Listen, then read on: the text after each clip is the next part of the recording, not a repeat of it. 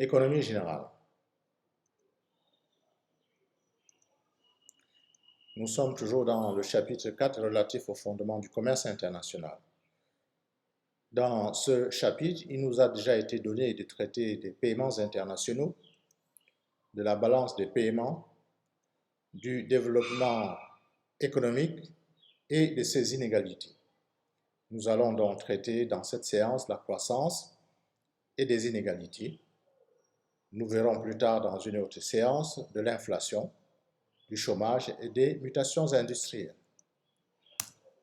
Alors, croissance et ses inégalités. Comment pouvons-nous définir la croissance?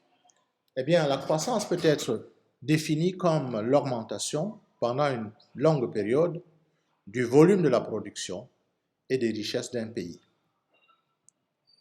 Dont la croissance, retenons, se mesure sur longue période.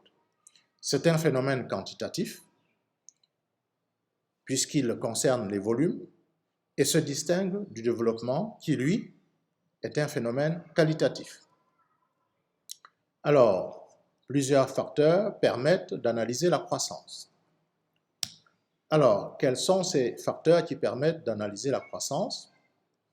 On a l'augmentation de la population active.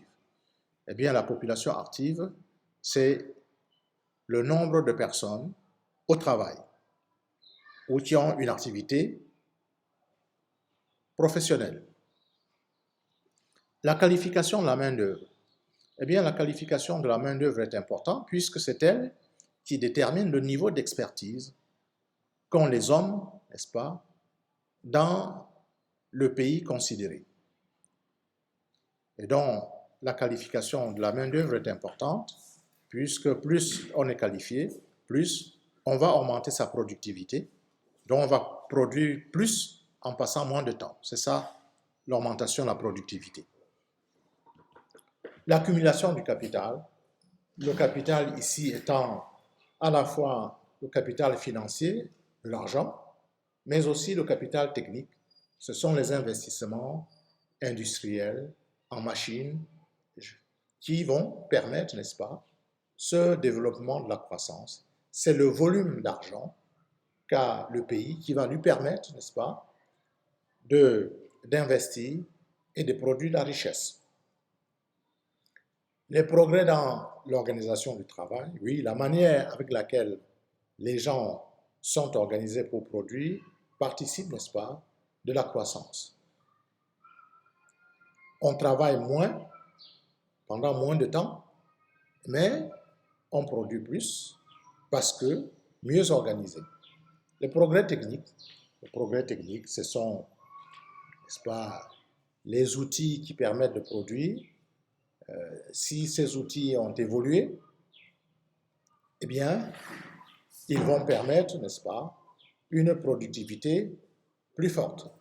Les innovations, ce sont les découvertes, n'est-ce pas, qui sont réalisées dans la société considérée, société ou pays considéré. Donc, tous ces éléments sont des facteurs qui contribuent à la croissance dans un pays. Alors, comment mesure-t-on la croissance? Elle est mesurée par le PIB, produit intérieur brut, qui est la richesse ou les richesses créées par les entreprises d'un pays ou par les entreprises résidant dans un pays. Ici, c'est la notion de résidence qui est prise en considération et non la notion d'appartenance. Donc, le PIB prend en compte les richesses créées par les entreprises résidentes. Il permet d'apprécier le niveau de vie d'une nation et est utilisé pour le calcul du taux de croissance économique. Cet outil, bien que simple d'utilisation, comporte de nombreuses imperfections. Le PIB comporte de nombreuses imperfections. Alors, quelles sont les imperfections susceptibles d'être générées par le PIB? Alors, le PIB ne prend pas en compte la façon dont les richesses sont réparties. Donc, elles peuvent être inégalement réparties, le PIB n'en rendra pas compte. Son approche est trop globale. Le PIB ne prend pas en compte le travail domestique. Et pourtant, lui aussi, il est créateur de richesses. Le bénévolat et le travail informel ne sont pas pris en compte dans son calcul. Évidemment, le PIB ne prend en compte que ce qui est saisissable facilement, d'où l'exclusion du travail informel, ce qui traduit, n'est-ce pas, une inégalité, n'est-ce pas, dans l'utilisation de cet outil. Merci pour